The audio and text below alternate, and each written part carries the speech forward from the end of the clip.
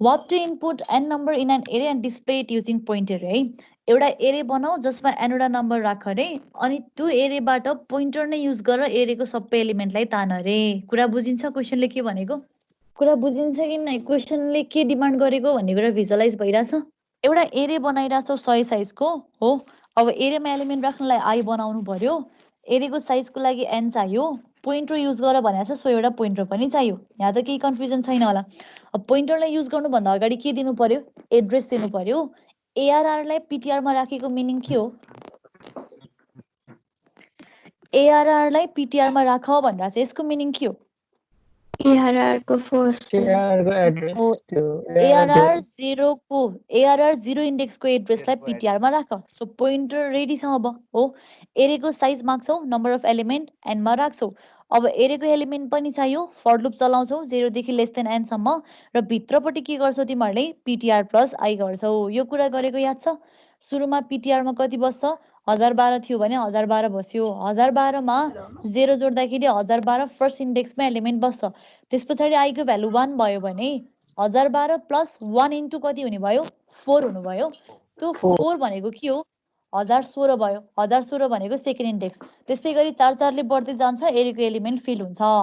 अब यही pointer use गरेर त्यो एरेबाट एलिमेन्ट डिस्प्ले गर्ने भने के गर्छौ यही PTR प्लस i को अगाडि एस्ट्रिक हाल्दिन्छौ यो कुरा क्लासमा पनि गरेको हैन अब 2D मा त 2 डाइमेन्सनल एरेमा पोइन्टर कसरी युज गर्ने मैले तिमीहरुलाई एउटा फर्मुला नै बनाएर दिइराछु हैन कलम साइज रो साइज युज गरेर याद छ देशो हैन सजिलो छ हैन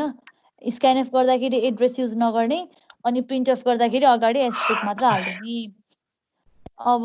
तिमीहरुको के छ यहाँ भन्छ भने पोइन्टर टु स्ट्रिङ पनि याद छैन हैन तिमीहरुलाई त नेपालहरु प्रिन्ट गर्न लगाएको थिए नि मैले हैन अब डाइनामिक मेमोरी एलोकेसन VBIMP वाला टपिक हो है यसबाट एउटा क्वेशन स्योर आउँछ डाइनामिक मेमोरी एलोकेसन भनेको के हो र किन गर्नु पर्यो ल भन किन चाहियो DMA मेमोरी स्पेस ओभरफ्लो र ल्यागलाई उयो गर्न हो मेमोरी वेस्टेज र मेमोरी डिफिसियन्सीको जुन प्रब्लम थियो नि स्ट्याटिक मेमोरी एलोकेसनमा त्यो कुरा नहोस् भनेर रन टाइममै मेमोरी एलोकेट गर्यो भने त्यसलाई के भनिन्छ DMA भनिन्छ है DMA मा युज गर्ने फंक्सन्सहरु के छ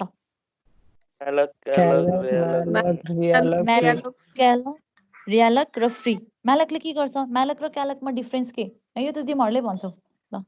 के डिफरेन्स छ म्यालक र क्यालकमा मेमोरी स्पेस क्यालकले multiple block of memory storage अरु के हो म्यालकले मेमोरी एलोकेट गरिदिन्छ डिफल्ट भ्यालु के हाल्दिन्छ त्यो मेमोरीमा 0 कि गार्बेज भ्यालु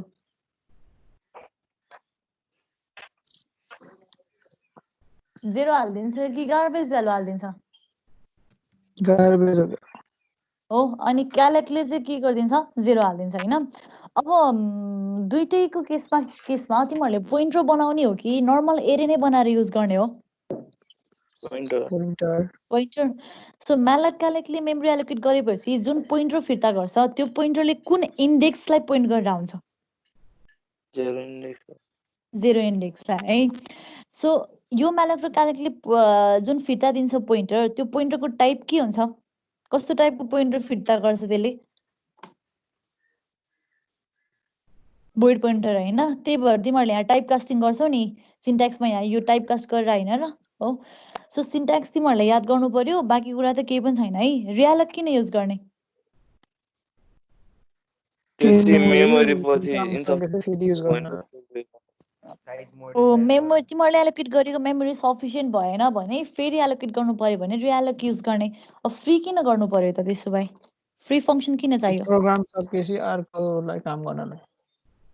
प्रोग्राम के ने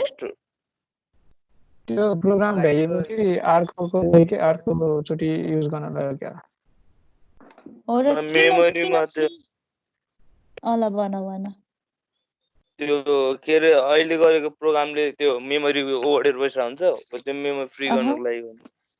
हो तिमीहरुले DMA युज गरेको बेलामा कम्पाइलरले अटोमेटिकली त्यो भेरिएबलले एलोकेट गरेको मेमोरीलाई फ्री नगर्ने हुनाले तिमीहरुले म्यानुअली के गर्नुपर्ने जरुरी छ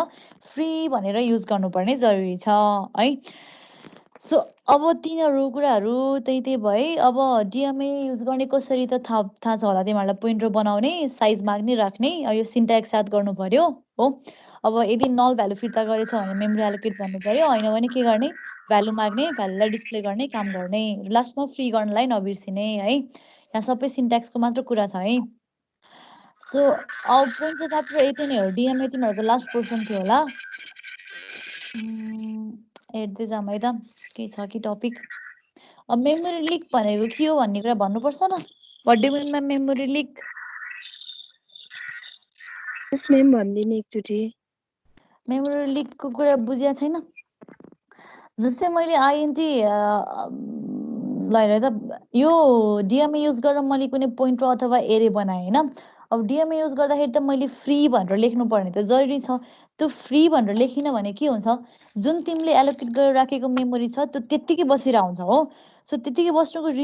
बसिरहेछ भने त्यसले के गरिदिन्छ भन्दाखेरि मैले गएर अरू कुनै सर्टन प्रोग्राममा अथवा कोडमा त्यो मेमोरी त मैले युज गर्न पाइनँ नि त किनकि मैले फ्री गराएको छैन त्यही कन्डिसनलाई नै के भन्ने हामीले मेमोरी लिक भन्ने हो बुझिन्छ यदि तिमीहरूले एलोकेट गरेको मेमोरीलाई फ्री गर्नुपर्ने छ तर फ्री गरेनौ भने त्यो मेमोरीलाई पछि गएर रियुज गर्न पाउँदैनौ त्यो सिनारियोलाई नै मेमोरी लिक भनिन्छ है